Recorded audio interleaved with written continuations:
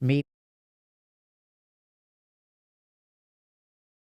the impatient man. Hates therapy, takes too long. Scared of failure, needs to prove his worth. Failure feels worse the more experienced he is. Ooh, that one hurts, right? I should be able to do this by now. I'm better. I'm higher level. I should not be wiping on this particular thing. Develops high standards a day after starting a new hobby. Constant procrastinator, chronic goalpost pushing. Wants answers, not work. I should be good by now. Puts excessive pressure on himself to succeed. Feels like he's on borrowed time every second of his life. Never feels good enough. The impatient man. When someone makes a post like this, I don't know if this makes sense, but these are all problems that can be solved, right? I'm scared of failure. How do you conquer the fear of failure? Develops high standards after starting a new hobby. How do you keep yourself from moving the goalposts? Okay. Oh, chronic goalpost pushing. There we go. Never feels good enough. What is the origin of self-esteem? Okay. Failure feels worse the more experienced he is. So like, these are all things that we can give answers to. So we can say, okay, how do you stop moving the goalposts? How do you stop setting high standards as soon as you start something? And this is where I could say, okay, there's this interesting psychological concept where when you feel like you're behind, your mind needs to catch up. So this is something I lived through where I was getting Fs in classes. And when you're done with that semester and you go into the next semester, you don't say, okay, I got all Fs. I should shoot for all Ds. You say, I need all A's, right? So one of the reasons that we set impossible standards for ourselves is as long as we feel like we have to make up for lost ground, because learning the thing is hard enough anyway. Like even if you're not compensating for anything else, as long as you are internally compensating for your failures, you will set impossible standards for yourself because you need to make up for lost time. That's just one example. Right? Another example, the more experienced you get, failure hurts more. So what's the answer there? Well, this has to do with your ego, your perception of I am someone who should be able to do this. I'm someone who should be competent and I made a mistake. And so this is not who I want to be. So this is like an issue of ego and identity. And the moment that you let go of that identity and you recognize even experienced people can make mistakes, you can be productive towards it. You can ask yourself, okay, how did I make this mistake in this situation, even though I've done this before? You can problem solve and fix the issue instead of feeling butthurt because you're a failure and you should know better. That has to do with ahamkara or ego. There's 1,000 different answers to this, right? Because each of these are problems. But this person brilliantly was like, this all feels like one thing. And they call it impatience. Like, I'm impatient. Okay. So, we have this idea that, they're like these people who go to India or like go to South Korea or China or whatever, and they study to become a monk, right? They go through like this training and then they come back transformed. There's like something fundamental. There's something special that they learn over there that then like solves these problems, right? Like all these problems. And it's like they get solved. Like fundamentally, like it gets fundamentally fixed. And what is it that they learn? So we're going to teach you one of these concepts today. I did a 2-hour lecture on this concept over on the membership side. Part of the reason that we're not going into that level of detail here today is because some of the stuff that we do on the membership side has like steps to it. So that's, that lecture is like maybe part 2 of like a series. So you have to understand certain things, but we're going to teach the basic concept. So if you want to solve all these problems, there is a way to do it. It's fundamental, but it's simple, but it's hard. So this is like the cool thing about like yoga, right? So you have these people like the Buddha who's like, hey, here's this thing that you can do to never suffer again. Just got to do this thing and you'll never suffer again. And it sounds unbelievable, but I'm going to teach all about a concept called klishta. And once you understand klishta, once you understand the nature of mind, you will see how all of these problems are related. And they have one basic thing going on, which is like a basic thing that messes up our life. So klishta means coloring. We're going to take each of these things. So this is a lecture about thought process. This is not some like clickbaity kind of thing. This is going to be kind of hard to wrap your head around, but it's incredibly powerful. Like this is the fundamental shit that they teach when you go stay at an ashram in India, if you go to a good one. So I want y'all to look at the construction of this sentence. Therapy takes too long. So this is the reality. I go to therapy. And then I say it takes too long. Okay? So never feels good enough. I did something good. It's not enough. So the first thing that I want to point out, and this is probably going to be a little bit confusing, is like, I'm not going into the detail of the examples, right? The whole point of yoga is that actually you don't need to. You don't need to solve any of these problems. What you need to solve is the pattern or process of thinking itself. And this is where Glishta comes in.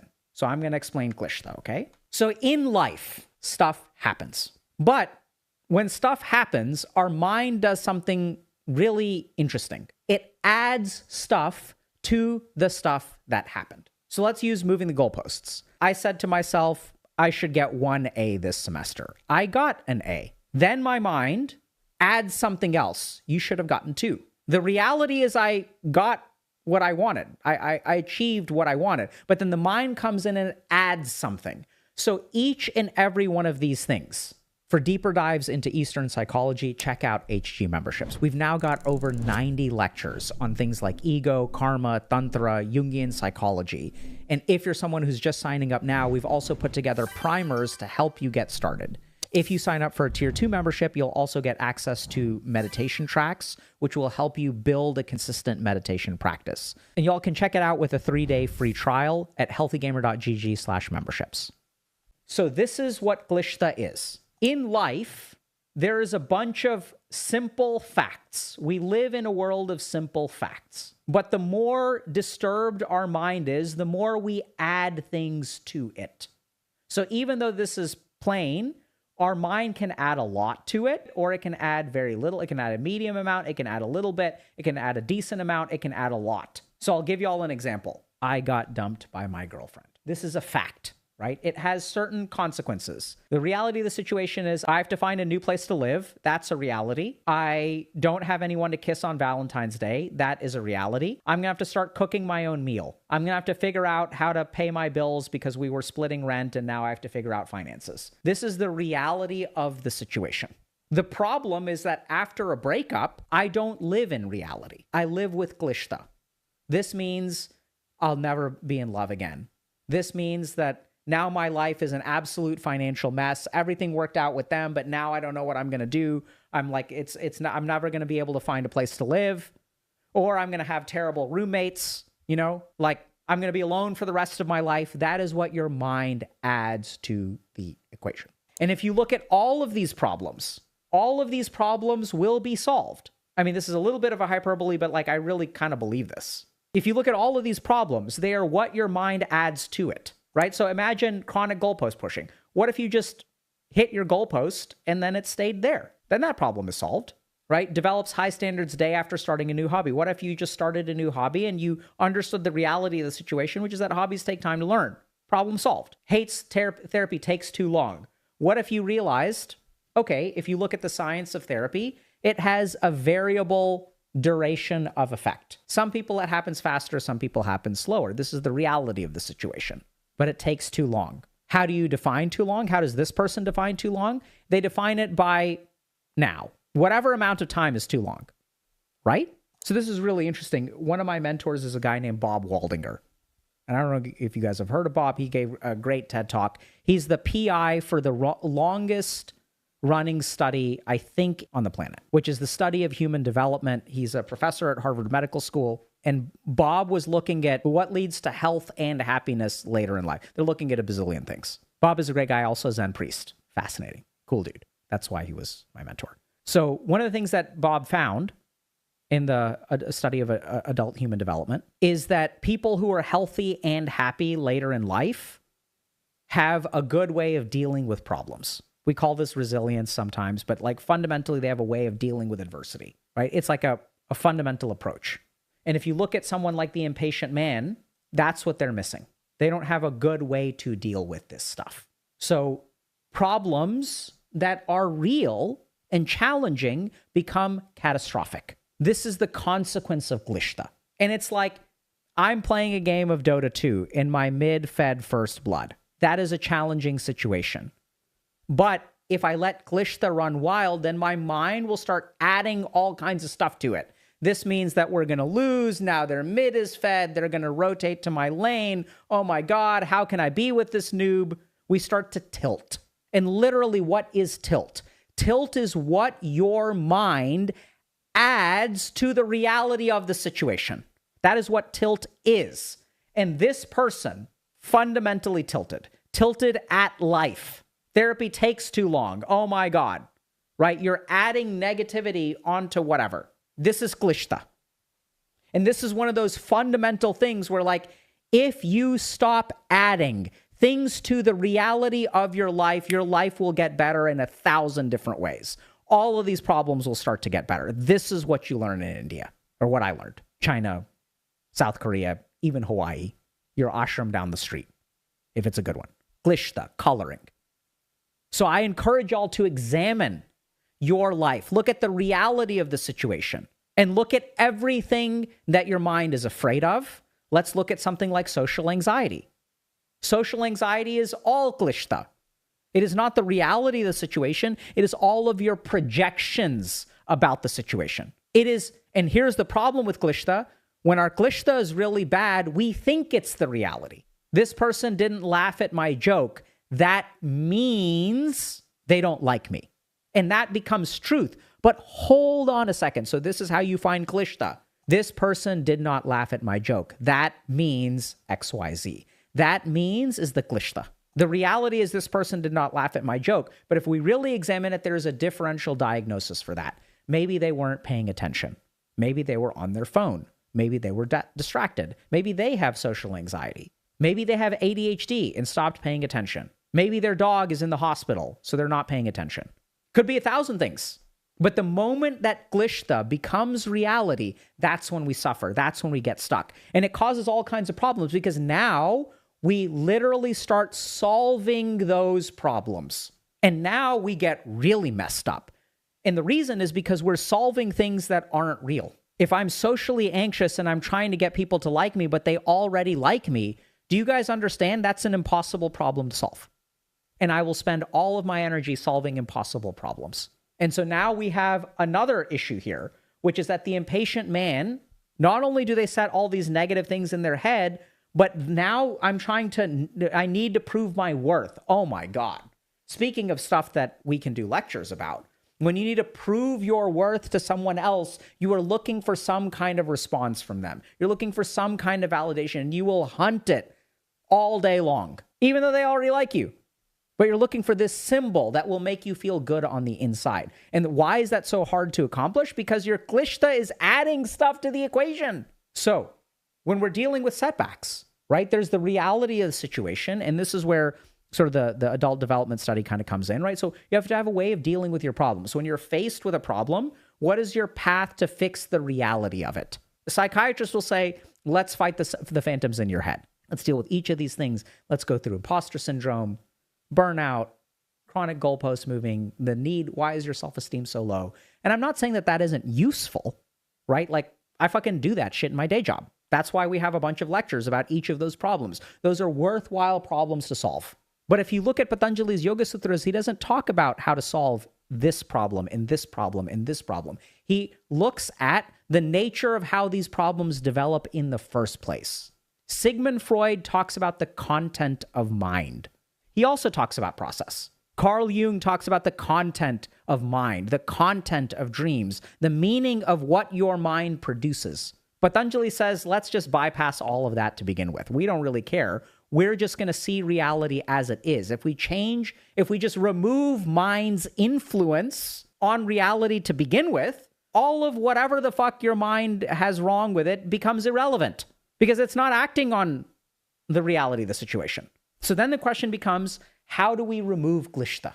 So this is where there's like kind of two elements to it. The first is to simply go through this construction of what is the reality of the situation and what is the meaning to me. This is what we do in psychotherapy, right? What does it mean to you? When a patient has borderline personality disorder and someone doesn't text them back, what does that mean to them? The reality is this person did not text you. And the meaning is this person hates me. And so literally we can see, if we look at pathology, the more severe your klishta is, the more pathology you have. Literally, right? So if someone has BPD, this text means all of this stuff. And if you don't have this text, if you don't have BPD, then this text means this amount of stuff, which can still cause you some suffering, still causes some suffering, but it's not as drastic. It doesn't induce self-injurious behavior. So the depth of your klishta is what we call a personality disorder, right? The association, social anxiety, heavy klishta. Being a little bit anxious in a social setting, less klishta. Fascinating, right? And the reason I teach this stuff specifically is because there is a lot of scientific support for this fundamental idea. And we even know there's some evidence-based treatments, like things like cognitive behavioral therapy, acceptance and commitment therapy, where they talk about something called thought diffusion, is an evidence-based principle of treatment, which is separating the sense of reality from your thoughts. When thoughts become facts, that's when you become ill, right? So there's good scientific support for this idea as well. The difference is that the people who developed acceptance and commitment therapy were students of the meditative tradition, and Patanjali was the master. So he goes to the core of it, but it's hard to do. So separate the reality from what you attach to it. And simply acknowledging that this is produced by my mind and this is the reality of it.